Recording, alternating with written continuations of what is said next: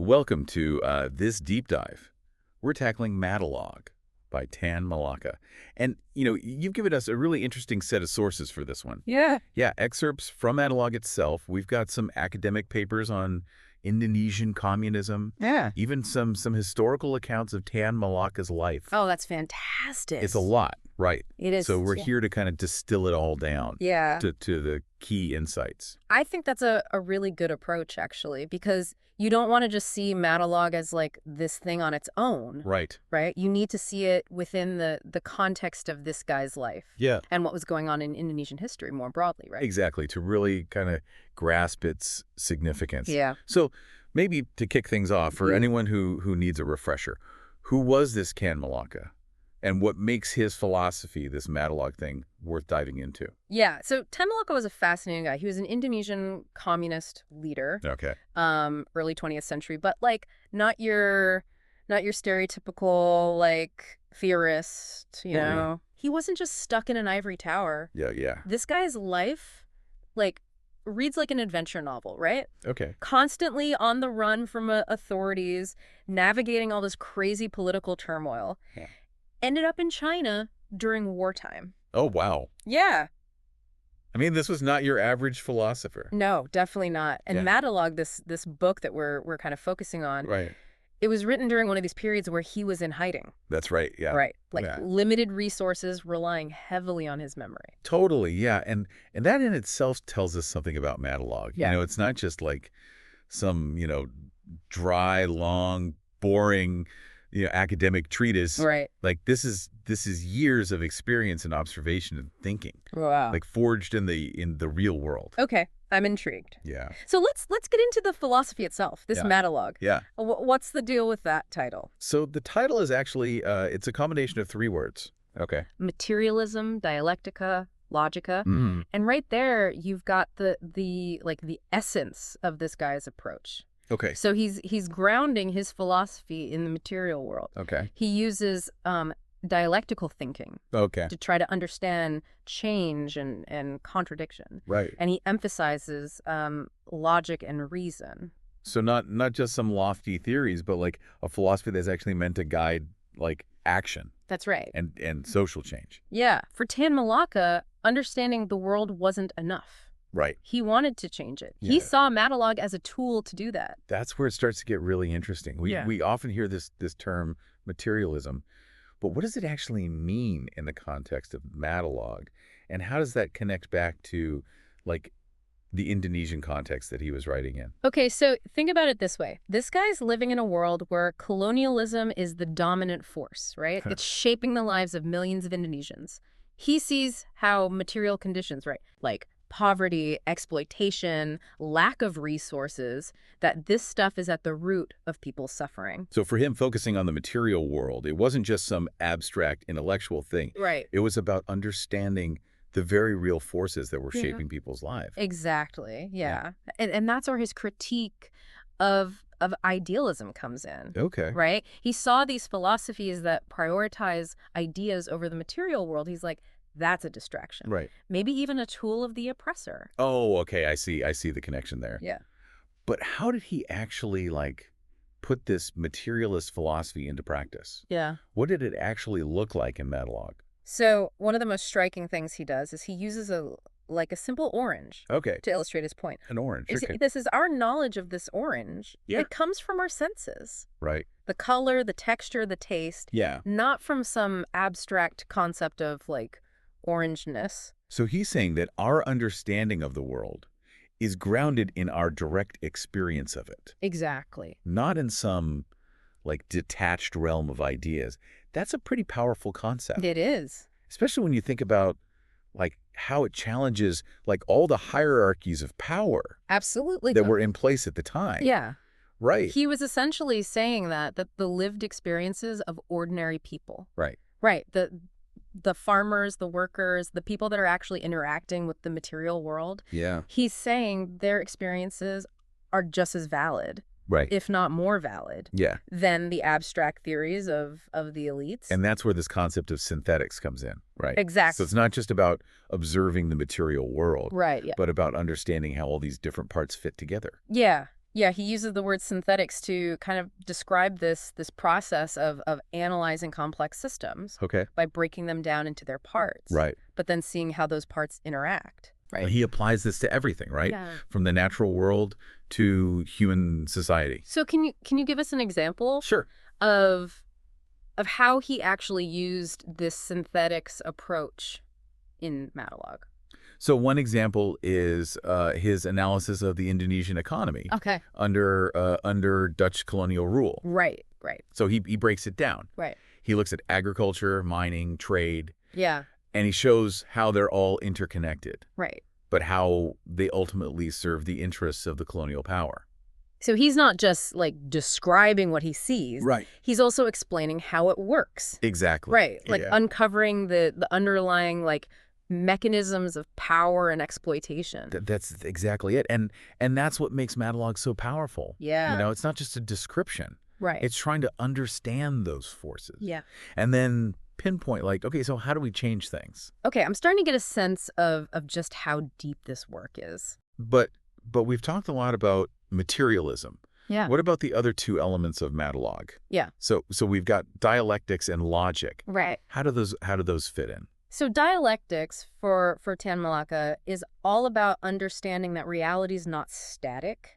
Right. It's dynamic. Okay. Right. It's constantly in motion. Right. It's full of these contradictions Yeah. that drive change. So not just a static snapshot. Right. It's a constantly like evolving. Exactly.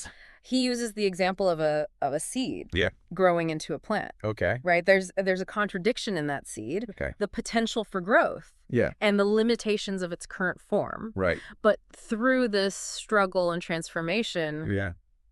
the seed becomes something new. Okay. You know? That's a great analogy. Yeah. How does this kind of dialectical thinking apply back to the Indonesian context? So he saw Indonesian society as kind of caught in this process of transformation, right? Yeah. He thought the contradictions inherent in colonialism. Okay. Right? So the oppression, the Indonesian people's desire for freedom, Yeah. that would lead to this new independent Indonesia.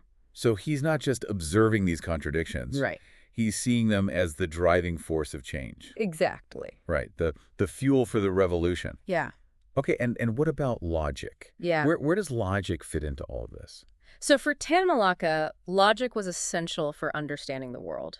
Okay. And for developing effective strategies for change. Okay. Right. He thought our actions should be guided by reason, by evidence, Right. not by emotion, not by superstition. So a very like pragmatic approach. Yeah, absolutely. Grounded in like a clear-eyed assessment of the situation. He saw logic as a way to cut through the propaganda Right. and the misinformation. Yeah, yeah. That kind of clouded people's understanding of the world. Okay, that makes a lot of sense, especially given like, you know, the turbulent political climate he was operating in. Yeah. But it sounds like Madilog's a pretty dense Yeah.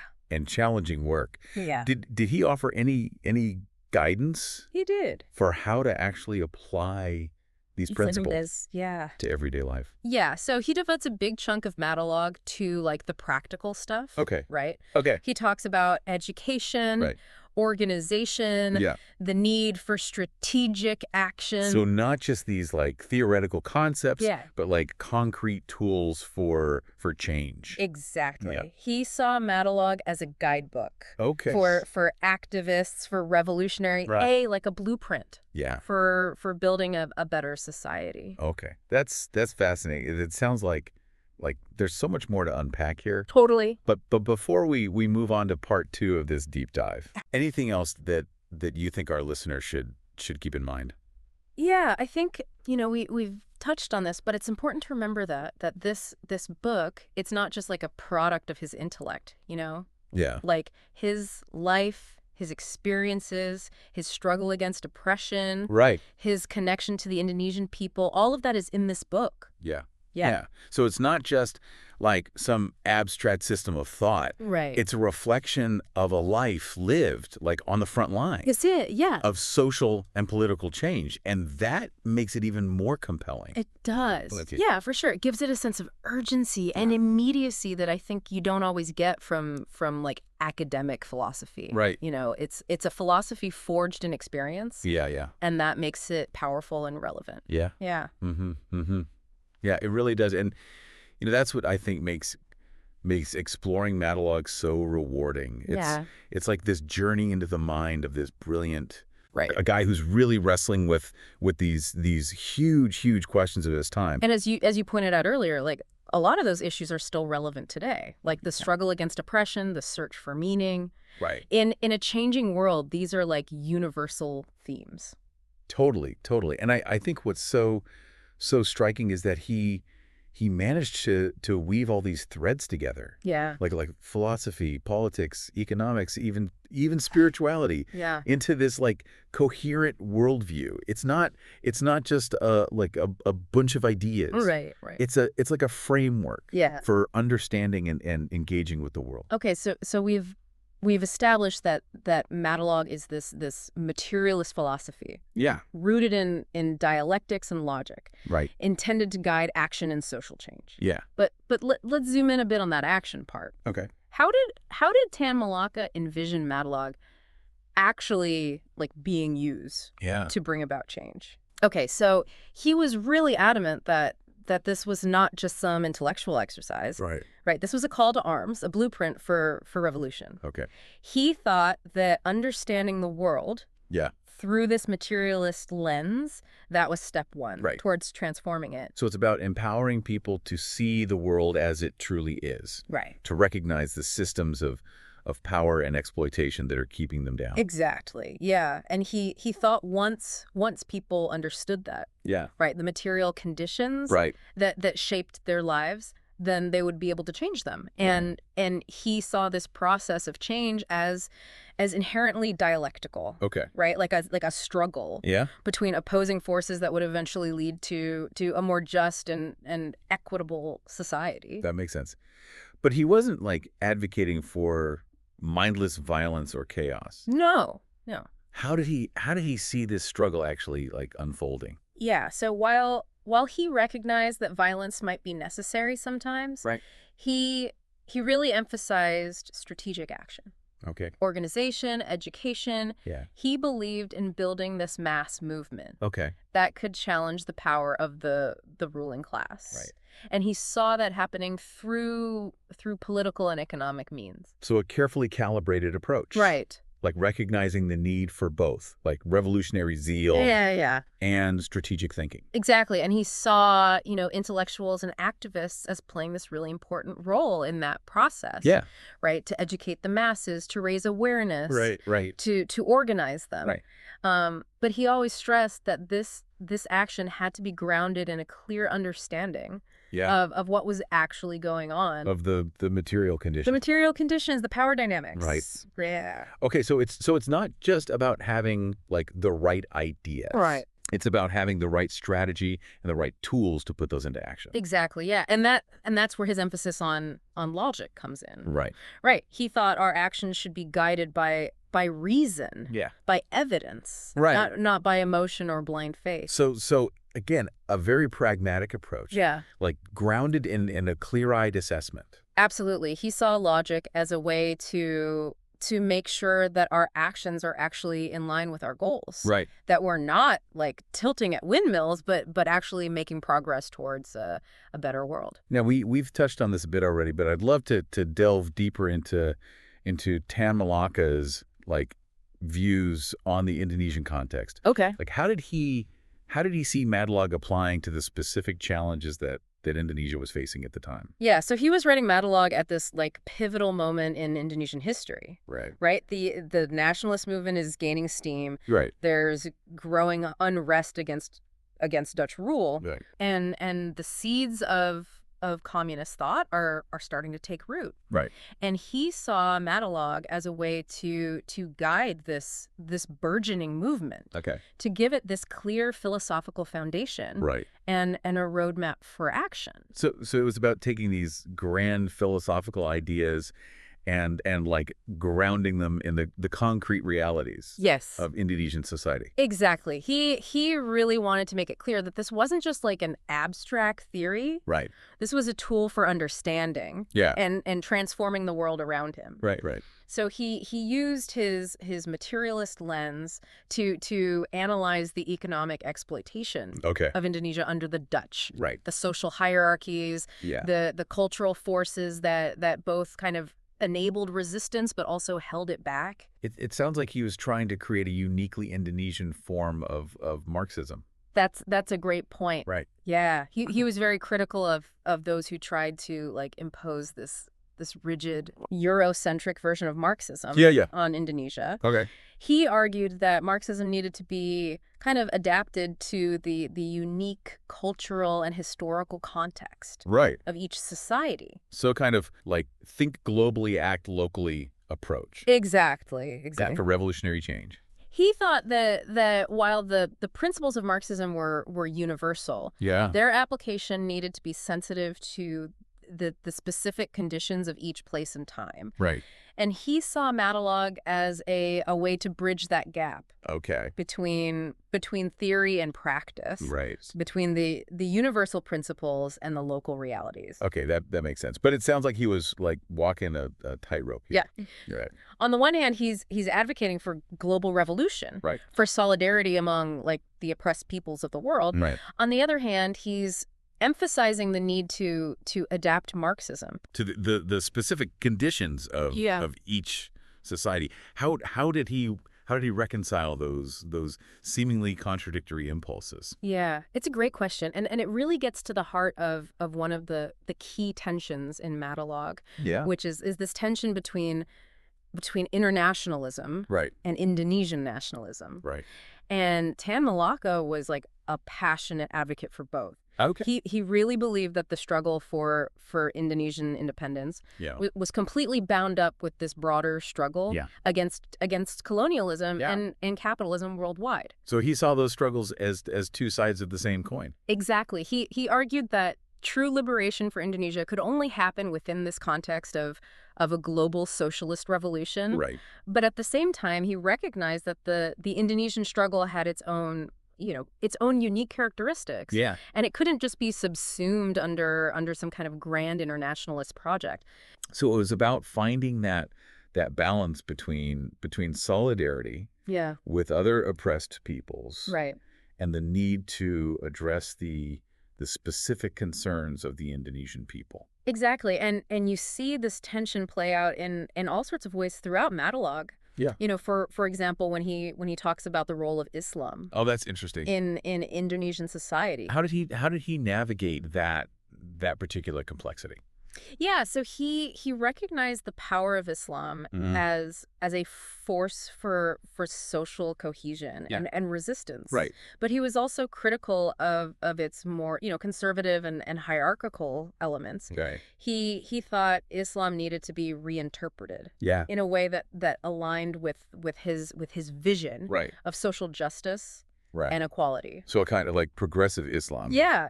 One that embraced the ideals of liberation and social transformation. He thought Islam could be this powerful force for positive change. Yeah. But only if it was liberated from dogma. Right. And tradition. That's a really nuanced and thought-provoking perspective. Yeah. And it speaks to his ability to engage with these really complex issues. Yeah. Without resorting to like simplistic solutions. Totally. But let's move on to another key theme in Madilog, which is his critique of traditional religion. Okay. And his vision for a more like rational and humanistic spirituality. Yeah, this was one of the most controversial aspects of his philosophy. Right. He was a really staunch critic of organized religion. Okay.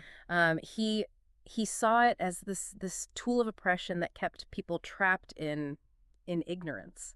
So a pretty radical stance. It was. Especially in a society that was as deeply religious as Indonesia. Yeah, absolutely. But his critique wasn't based on just like knee-jerk atheism or anything like that. Right It was rooted in his materialist worldview. Right. And his belief in reason and logic. Right. He argued that religious beliefs were often used to justify social hierarchies, Right. to stifle critical thinking, Okay. and to divert people's attention Right. from the material conditions that were actually shaping their lives. So he saw religion as a kind of like ideological smokescreen. Exactly. Obscuring the real workings of power.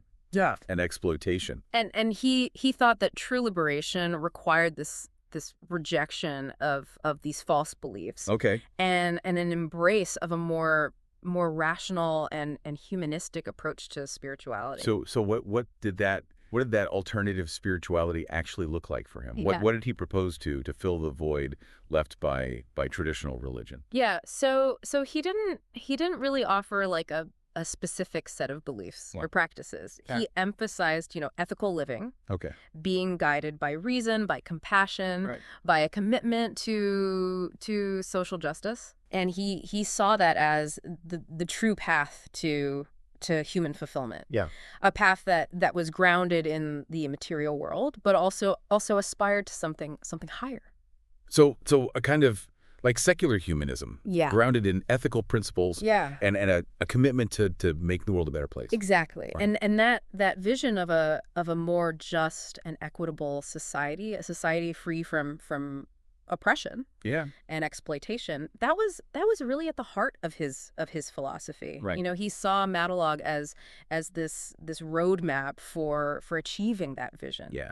A guide for those who were really committed to building a better future. That's a really inspiring message and one that I think resonates with a lot of people today. Yeah. Even those who may not agree with all of his specific ideas. Yeah, absolutely. Yeah, and that's what makes exploring Madilog so rewarding. Yeah. It's an invitation to engage with these really fundamental questions. Right. About how we understand the world. Yeah. And our place in it. It's a challenge to think critically. Yeah. To question our assumptions.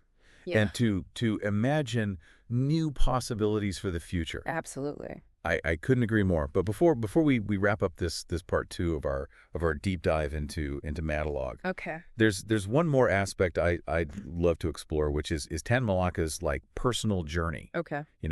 His life reads like an adventure novel, right? Yeah. It's full of intrigue. Yeah. And danger and all these unexpected like twists and turns. Oh, yeah. How did those experiences shape his philosophy? Yeah. And how are they reflected in Madilog? You can't really separate the man from the work here. Right. His philosophy was forged in his experiences. Yeah. Right. His constant struggle against oppression, his years in exile, Yeah. his deep connection to the Indonesian people. So it's not just an abstract system of thought. It's a reflection of a life lived Exactly. on the front line. Right, of social and political change. Yeah. And that makes it even more compelling. It does. Right. Yeah. Yeah. Think about, his constant evasion Yeah. of authorities. Right. Right. It wasn't just about survival. Yeah. It was really a testament to his dedication Right.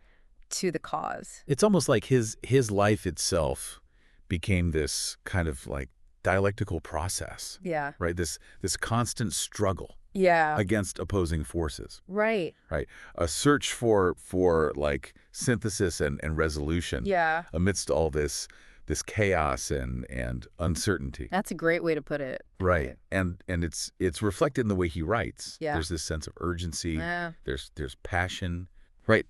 There's this mind that's constantly grappling with these really complex ideas. Yeah. Yeah. Trying to make sense of a world that's in flux. Absolutely. And his time in China during such a tumultuous period. Yeah. I mean, that must have had a profound impact on him. Totally, yeah. It exposed him to all these different political ideologies, different approaches to revolution, different ways of seeing the world. Right. And he was kind of forced to confront his own assumptions. Yeah.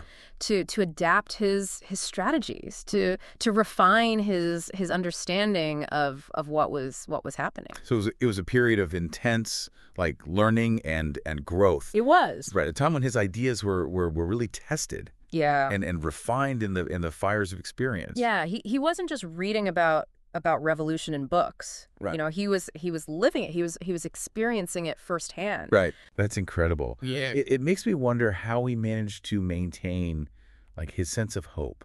Yeah. And purpose. Yeah. Amidst all that chaos and uncertainty. I think it was his belief in the power of ideas. Wow. His conviction that a better world was possible. Yeah. You know, he saw Madilog not just as this philosophical treatise, Right. but as a weapon. Yeah. In the struggle for liberation. Right. A tool for creating a more just and equitable future. That's incredibly inspiring. Yeah. It makes me want to delve even deeper into Madilog. Yeah. To see how his ideas might apply to the challenges we face today. Right. But before we do that, let's take a moment to reflect on kind of the broader context of Kan Malaka's life and work. Yeah, I think one thing that's often overlooked is the immense pressure Yeah. that he was under, Right. not just from, colonial authorities, but from within the communist movement itself. Okay. There were factions, disagreements on strategy, accusations that he was, deviating from Marxist orthodoxy. So even as he was fighting for a better world, Right. he was also navigating all these internal politics Totally. and ideological debates. Yeah, it was exhausting. It was this constant balancing act. Right. Yeah. He had to defend his ideas, Yeah. build alliances, adapt to constantly changing circumstances. Yeah. And all the while, he's trying to stay one step ahead of those who wanted to silence him. Yeah. Yeah. It's a testament to his resilience Yeah. and his dedication to his cause. Yeah. But how did he manage to keep writing? Yeah. To develop his philosophy amidst all this turmoil? I think writing was his lifeline. Okay. It was his way of making sense of the world Yeah. and his place in it. It was his outlet for processing his experiences, Yeah. for refining his ideas, for sharing his vision Yeah. for the future. And Madilog is the culmination of that process. Exactly. It's not just a book. Right. It's a testament to the power of the human spirit. Yeah. To resist oppression. Yeah. To seek truth. Yeah. And to imagine a world beyond the limits of the present. Yeah, it really makes you realize that Madilog isn't just some dusty old text. It's like a living document. Yeah. Right, pulsating with the energy and the passion of its creator. I think that's a great way to put it. When you read Madilog, Yeah. you can almost feel Tan Malaka there with you, right? You sense his intellect. Yeah. His commitment to justice. Right. His love for his people and his homeland. And that brings us to a really interesting point, I think, which is this idea of Madilog as this uniquely Indonesian philosophy. Mm-hmm. Right. We've talked about how Tan Malaka adapted Marxism Right. to the specific context of Indonesia. Right. But I'm curious to explore how his ideas were actually received by his contemporaries. Yeah. Did they embrace Madilog, Yeah. or was it met with resistance? I think it's safe to say it was a mixed bag. Okay. Right. Some people saw it as this brilliant synthesis of Marxist theory Yeah. and Indonesian reality. Right. A powerful tool for liberation, Right. for social transformation. Yeah. Others saw it as a dangerous deviation Okay. from Marxist orthodoxy, Yeah. a threat to the unity of the communist movement. So even within the movement itself, Yeah. there were different interpretations, Right. and reactions to Madilog. Absolutely. And remember, this was a time when there was all this ideological debate Right. and factionalism within the communist movement Right. globally. Yeah. So Tan Malaka's kind of insistence on adapting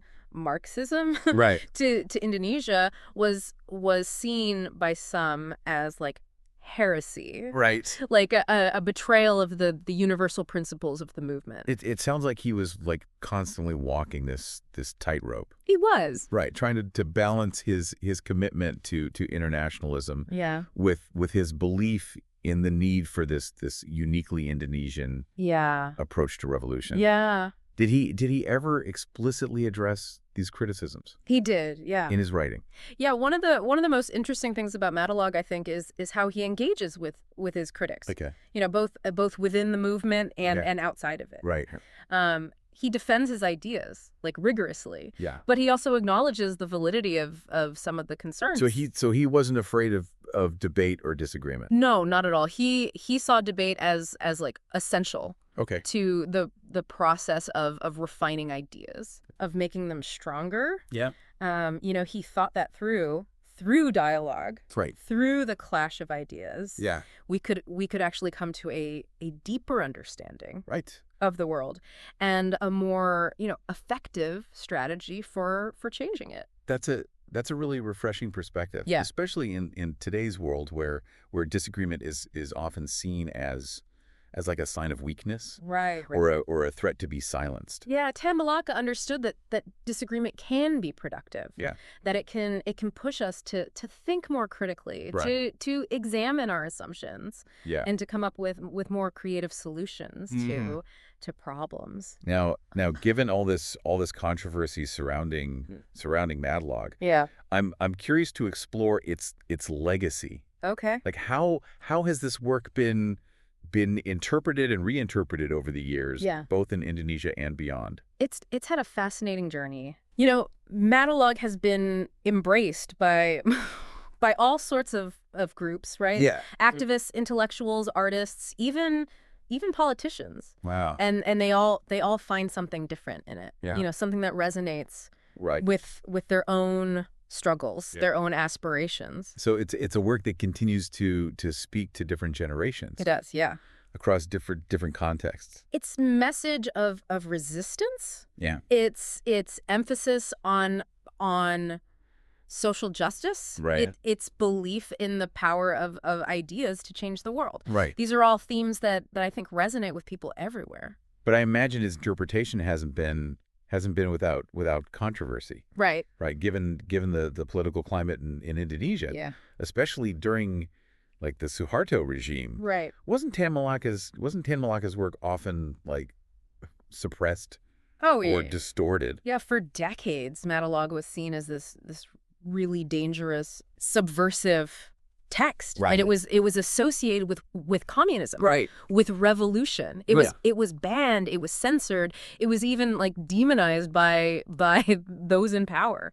So its legacy has been shaped not just by its content, right, but also by the political forces that have tried to control it. Totally. Or suppress its message. It's a reminder that ideas don't exist in a vacuum. Right. They're always embedded in history, in politics, and their interpretation is always going to be kind of shaped by the power dynamics of the time. That's a really important point to keep in mind. Yeah. But despite these attempts at suppression, Madilog seems to have endured. Yeah. Even gained new relevance. Yeah. In recent years. Yeah. What do you think accounts for this resurgence of interest? I think there are a couple of things, right?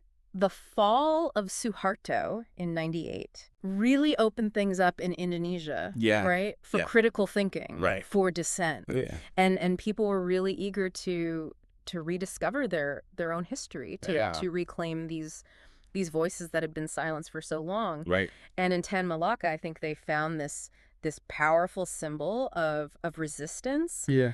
A reminder that even when things are really dark, the hope for a better future never really dies. That's really inspiring. And I think it speaks to the enduring power of ideas. It does. Or ability to transcend time and circumstance. Ideas have this life of their own. You know, they can be suppressed, they can be distorted, they can even be forgotten for a while. Yeah. But they can also reemerge with this incredible force when the conditions are right. Yeah. And I think with Madilog, its message of social justice, its critique of oppression, It's belief in the power of people to shape their own destiny. Yeah. These are ideas that are maybe more relevant than ever in today's world. So exploring Madilog isn't just about like delving into the past. Right. It's about engaging with ideas that can help us understand the challenges of the present. Absolutely, yeah. It's about learning from those who came before us.